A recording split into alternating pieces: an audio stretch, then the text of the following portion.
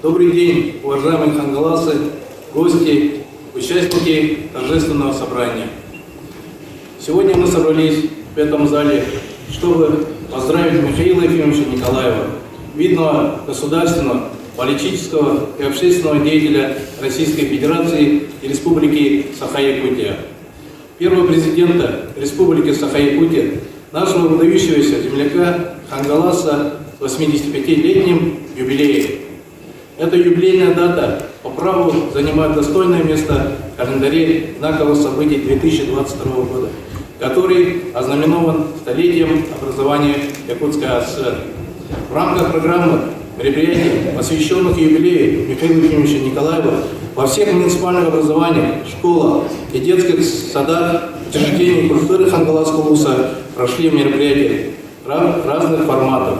11 ноября в торжественной обстановке Актемскому научно-образовательному центру присвоено имя первого президента Республики Саха-Якутия Михаила Ефимовича Николаева.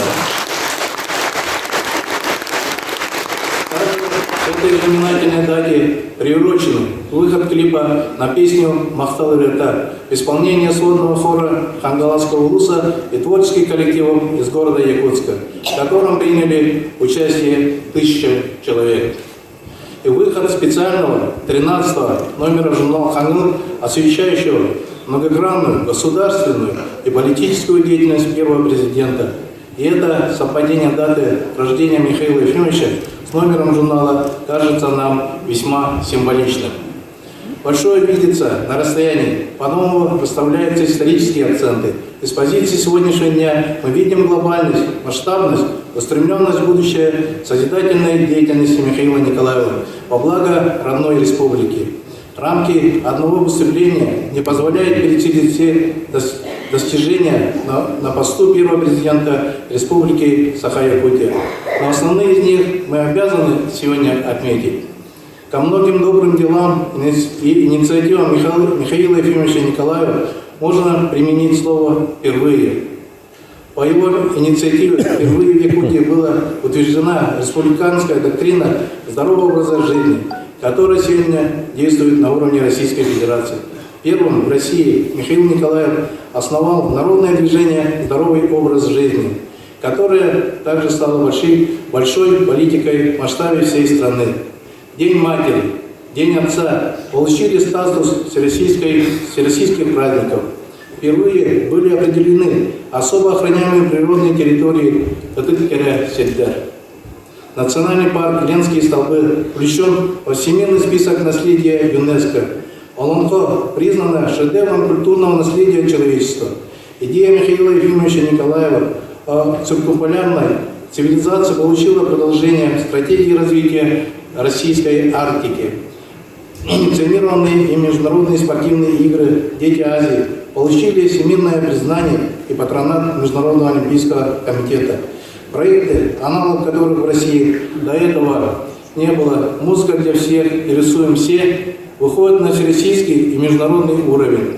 То, что эти уникальные проекты получили старт именно в образовательных учреждениях родного для первого президента Хангаласского улуса, мы расцениваем как знак особого доверия Михаила Ефимовича к своим землякам. И сегодня гордимся успехами хангаласских детей на всероссийских и международных конкурсах юных талантов.